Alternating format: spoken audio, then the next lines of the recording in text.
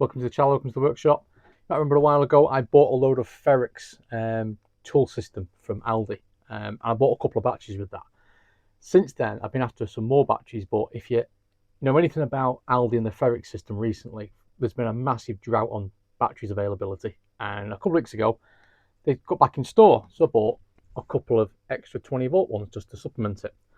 But I don't really want them just sat on a shelf, so I did a quick eBay search for Ferrex battery holders, and these cropped up on eBay. These are 3D printed battery holders. Well, how many wall? Oops, how many wall? Put the battery in. With a nice little solution. So I bought two.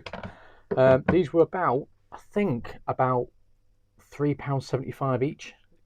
Choice of colours. They're solid 3D printed, really good quality by the looks of it. Or you can go onto a company. The company I got them from was Brighton 3D. Put that there. So yeah, you might be able to get them cheaper on direct rather than through eBay. I'm basically just going to screw onto the side of my tool system holder, so they're tidying out the way rather than getting full of dust being held on a shelf. That's it really. Just thought it was a really good little solution. If I get some more batteries, I might get some more of these. But that's it. I'll do a quick photos of it in place, and yeah, hopefully it might be interesting. I might put a link down below as well.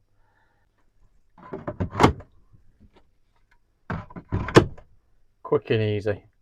Hope that was useful, and thanks for watching. Cheers.